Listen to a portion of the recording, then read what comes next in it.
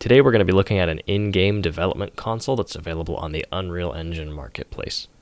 This system does cost money, so this tutorial might not be helpful for you unless you own the product or are planning to buy it. Now that that's out of the way, let's get started. The first thing we're going to talk about is integration. So if you look at the content browser, you will see the custom console content if you installed it from the Engine marketplace. And inside here we have some main things like the game instance, the UI console itself, some documentation, and some miscellaneous things that we'll get into in a little bit. The main thing is, and if we set this up correctly, which I'm going to go into our level blueprint right here, and I'm actually going to just make a simple way for me to call the console onto the screen, and that's just when I press the enter key on my keyboard, I'm just going to run a flip-flop. And then we're going to type console, and we're going to set the console to be open. Set that to true, but I'm just kind of going to do this. It's a little bit easier for me. So this way you can kind of just toggle it on and off easily. I'll compile and save. And so I'll show you the problem that occurs here, and this is kind of like the main first step you got to take. When you press enter, and let's just type help to get some information about the console, I press enter, and nothing happens. Why is that? Well, we do need that game instance class to be set up correctly in the project files. And we can fix this by clicking project settings up in the settings up at the top of the screen and just type instance or INS. That's what I put. Anyway, you can click here and just click the console game instance, and when you switch to that, all of those errors should magically disappear. And we'll look at that real quick. I press enter and I'll type help, and there's our console with a couple commands. I'll demonstrate how the system works a little bit just by doing a couple quick things. For example, I can type print hello. I'll press enter and it prints hello. I can do clear to clear all the messages on the screen. And lastly, I can just type quit and press enter and it'll automatically quit the game. Of course, the coolest part of the system is that you can kind of set up your own custom functions, which we're going to get into that in a second here. But before I do, I did want to mention, if you look at the documentation, there is another way to do this without using the game instance. You can kind of set up your own custom game. If you have your own custom game instance, you'd rather use that with this system, you can integrate the system pretty easily with your custom game instance. But I do recommend, to keep things easy, just use the console game instance that comes with the plugin. So now I'm going to talk about how to set up your own console commands. I'm going to double click on console and we'll go to graph. And as you can see, we actually have a list of commands right here. You can add a function, and that function will actually serve as a command. So for example, I'm going to do test command. And I'm just going to drop that in the command section. And from here, we can actually do something. So, for example, just to check if that actually works, I can put something in the command line, and I can just type a random thing, and it'll tell me the command wasn't found. But if I type test command, as it appeared on the screen before, and I press enter, it doesn't say that, because it actually did find the command. It's just running that function. So I can have this function really do whatever I want it to do. In this case, I'm just going to do a log string. And I'm just going to put this to an error or something and say, you entered the test command, or something like that. And we'll just see if that works. Compile and save.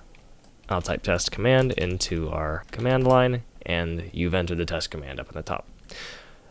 Okay, so the next part of this is kind of going to be talking about command line arguments, and this is done with one of these tools right here, which is the get command index.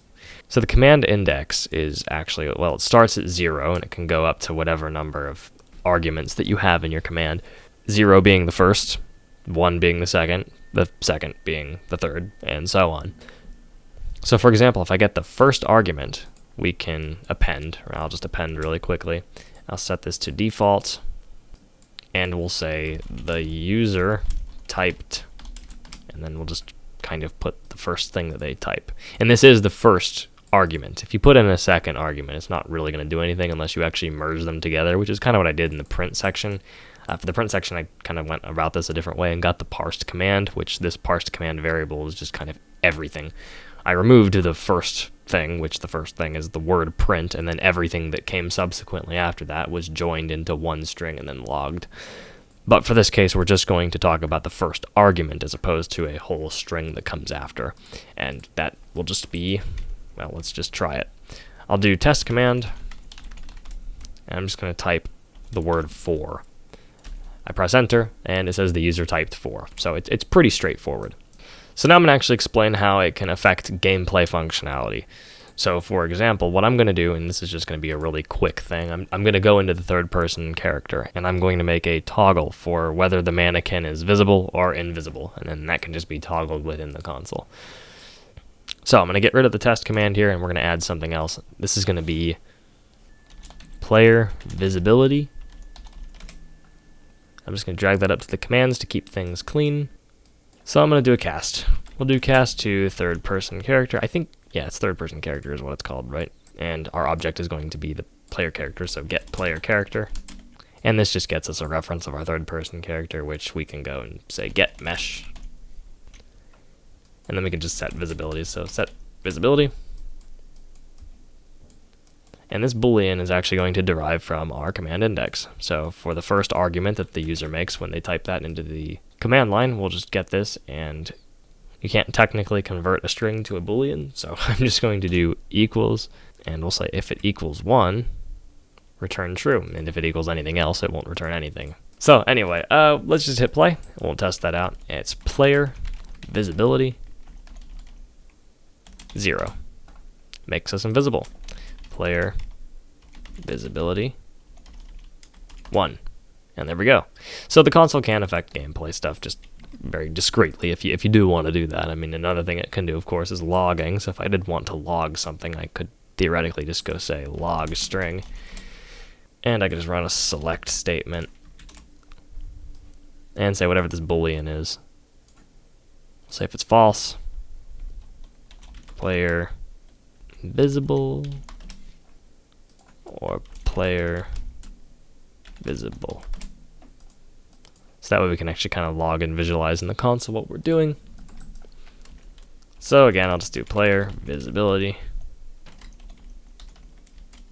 0, and you can see it says player invisible and vice versa.